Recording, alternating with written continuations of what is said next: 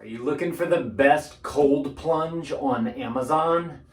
I've got this right here. This is a chiller that you can buy on Amazon. I got the pump right there that you can also buy on Amazon. And you can create this DIY type of contraption. You might see some other brands using this as like a way to be able to create a cold plunge using your bathtub. And that's what I did, because I wanted something to test out to see how much I liked doing cold plunges. So this is a 1/2 horsepower chiller right here. They're usually made for aquariums. So, you have cold water fish, and those fish, the water in the tank needs to be cold. And so you put one of these kind of out of sight, and then that chills the water for the fish. Well, a lot of people have been doing cold plunges these days, and they use this to be able to get their water cold enough, whether it's an outdoor tub or a bathtub like I've been using here for the past year. And I've got all my stats right here that I want to go over with you guys to show y'all how this thing operated for me and give you guys my experience over doing this for an entire year. Also, I think it's very interesting in the app that I use, which I'll get to in just a minute. It shows me like all my averages and whatnot. And so I want to share all that with you guys. But just a little bit about this particular chiller right here. It's easy to install. It doesn't weigh that much, compared to other chillers that are bigger, but a bigger chiller is going to cool off your water faster. Same thing with the pump right here. You can get these pumps to go a certain amount of gallons per minute, depending on how powerful you want your pump to be. Of course, the more powerful it is, the more expensive it's going to be. And so once I wanted this to be able to test out cold plunging for the first year. For a year or a year and a half before that, I was just taking cold showers. At the end of my shower, I'd turn on just cold water. And that was kind of it was almost like prep for me. And then I was like, okay, I'm kind of into this. Let's see what we can do kind of on a cheaper scale. And so I found this thing on Amazon. I got it all connected up. Whenever I did a live stream of it, actually, of me putting this thing together. And I was having some trouble getting the water through. And over the year, I've kind of found out what I needed to do. And I didn't realize that I needed to prime the pump. And really the only way to do this, kind of gross. I've only had to do it once or twice though. The only way that I've found to prime the pump properly is to take the outflow tube right here, put it up to your mouth or something else and suck. That way you get that force of the water coming through there. And then once it's going through there, it continuously comes through. The other thing about this particular unit is that you need to make sure that you have an outlet for both the chiller and your pump right there. So you're going to need, I got 2 cords that run right here, and I got an outlet up here that they connect on up to. And so just want to make sure that you do have an outlet in your bathroom, or if you're not using it, like I said, I'm using it in the bathtub because I find that the bathtub is the most convenient and optimal place to do this, because you can get a tank outside or whatever, and you can hook all this stuff up to there, but then you have the tank outside. Also, I live down here in Louisiana. August in Louisiana gets really hot. And so you can leave your water out there. You can leave that pump running, the chiller running the entire time. But it's gonna, it's probably not gonna last very long because it's not in a controlled environment. You have all the weather patterns. Last year we had snow, we had hurricanes, we have heat. So there's the environmental factors that you need to take into account whenever you're planning on setting up something like this. But if you're just getting into cold plunging and you want to excuse the pun, test the waters, something like this with a bathtub I think is perfect. And that's what I did for 1 year here. So you have a switch right here on the front that turns on the chiller. It's got the display right here. You can kind of see it glowing red. I can read it on the back there. This is telling me that just turning it on right here, 73 degrees. So inside the house, 73 degrees. And then what I do next is I put my pump down into the water. You'll see a bubble right there to let you know that it is sensing something coming through the outflow right there. And then I have a switch over here that I click, and that turns on the pump. And you can see all the bubbles coming out through right there. And you can see the water coming through the pipes right there. And we now have water coming down into here, getting chilled up. and then outflowing the cold water through there. I guess another way, if you want to be able to make this get colder possibly quicker, would be to make bigger lines, just because you'd have a faster flow of water going through there. I didn't find a need for that because these are the ones that just came with it, and I was testing it out for this year, and it worked. Now, I say it worked. Whenever people do cold plunges, they're like, let's get it to 40 degrees, let's get it to 45 degrees, let's get it to 33 degrees. And I'm like, you know, this Louisiana boy who likes his heat a little bit, doesn't like to be cold very often, let's just try and get it down to like 50, right? I think that would be like kind of a good starting point, especially for this year. And so I entire year going through the winter cycle and everything too. There are some weekends where I'd leave it on, like I'd forget that I turned it on in the morning, and I'd go and like do stuff, projects around the house and whatever, and I'd forget about it, and I'd come back later on in the afternoon and be like, oh yeah, my cold plunge is ready. What's the temperature at?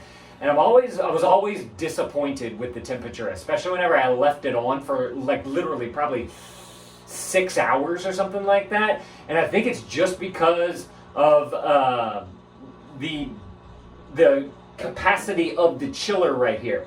Now I will say this, like I mentioned earlier, this is a 1/2 horsepower chiller. You can get a 1 horsepower chiller. It will probably be better. It's still going to be, you know, kind of ugly. Let's face it, this is not pretty. My wife is not a fan of this right here. In fact, she was like, can we get rid of that thing? It takes up too much room. It's ugly, it's black, it's got green hoses. You know, we don't know what to do with it, to try and clean around it and all this type of stuff, because it's not on wheels or anything. You have to actually like pick it up by the handles to move it out and whatnot.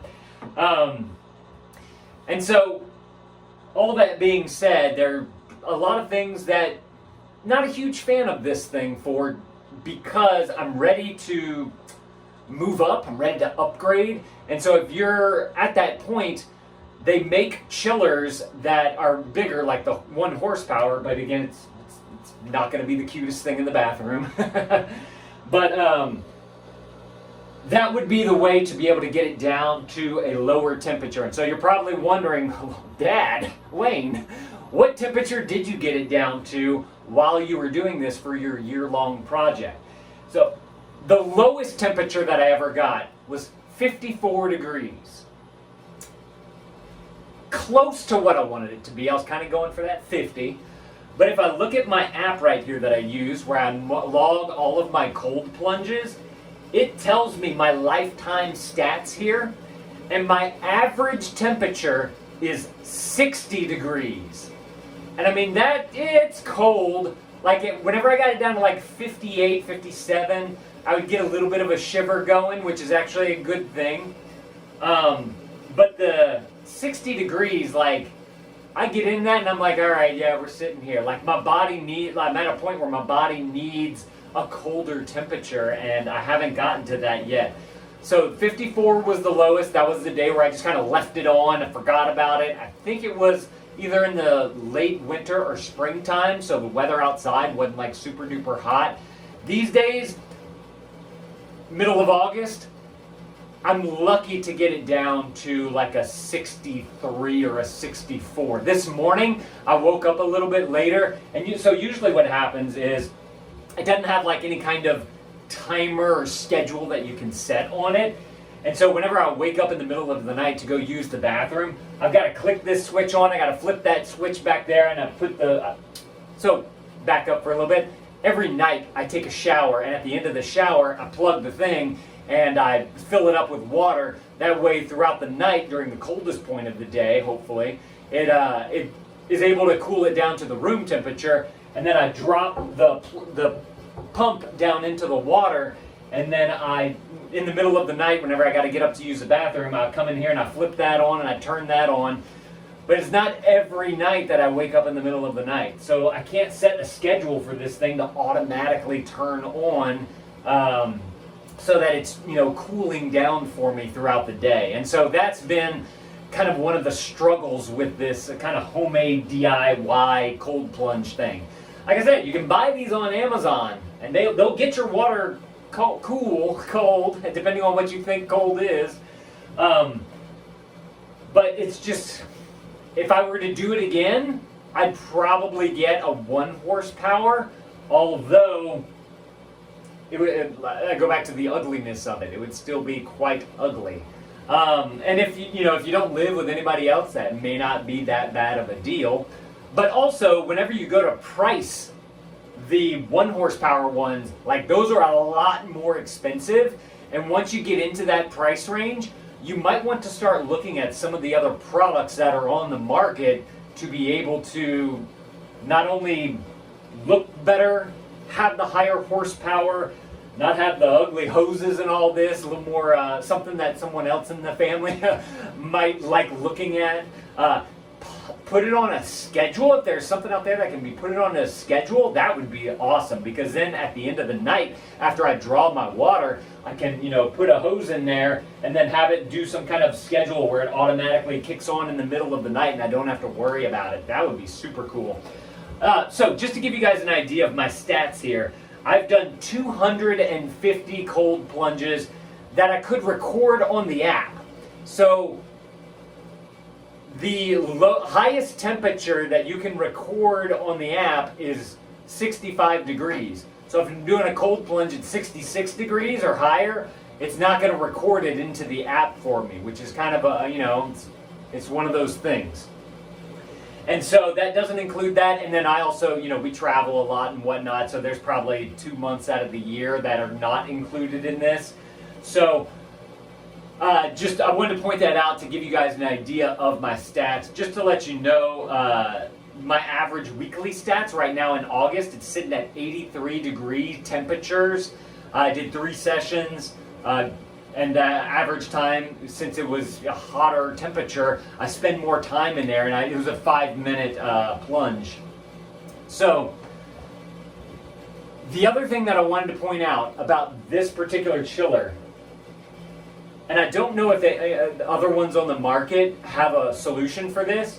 It works like a refrigerator. It's got a condenser in there and all that type of stuff. And so the condenser part down here, it's got a vent fan on the back because it's got to express hot air. We are in a small bathroom here. Like, I can touch both walls right here, so that's 6 feet. And then I can touch from here, like, that's probably 7 feet, going from the wall almost to the bath. Y'all can see it, almost to the edge of the bathtub right there. So it's a 6 by 7, probably an 8-foot ceiling right here. Small bathroom. This is expressing heat from here, and it gets hot in here. So I also noticed that a lot of times I turn on the vent fan in here to hopefully get rid of some of the heat.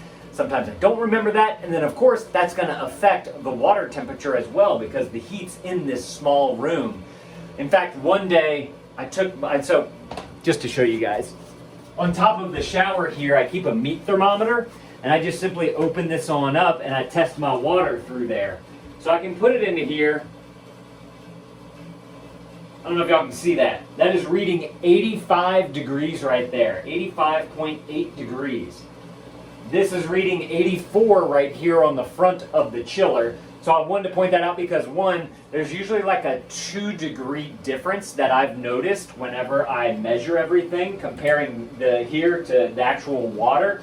Now, if I put the meat thermometer closer to the outflow of the water, it'll probably go down a little bit more than what it was, just because you have that colder water rushing right onto the tip of the meat thermometer right there. The other thing, though, that I wanted to share with you guys is that the heat coming out of this vent fan right here, it can get hot. Like, this thing just kicked on, so it's probably not going to get super duper hot, but I took a picture of it the other day after it had been running for a few hours. Look, already right here we're at 99 degrees. That's 100 degrees, 101, 102, 3, 4. It's still going up. Like, this thing gets steamy. So we're at 110, 111. It's getting hotter than I expected it to right off the get-go here. But the picture that I wanted to show you from the other day, it got to 121.8 degrees. So that's expressing a lot of heat into here, and it's definitely got to be affecting your bath water that you have there. So all that being said, is this the best cold plunge on Amazon?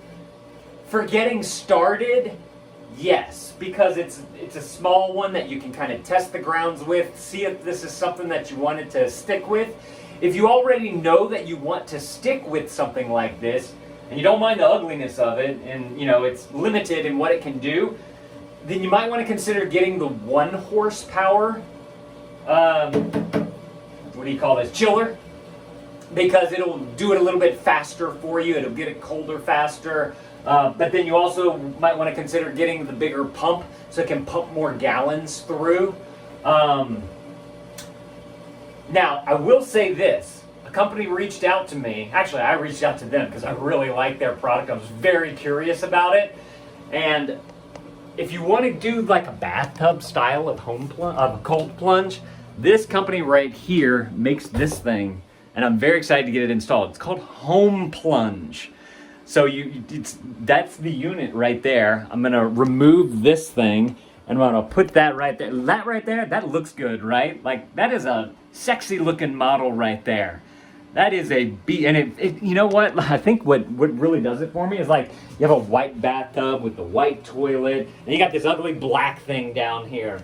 That thing right there, it fits the look of a lot of bathrooms already.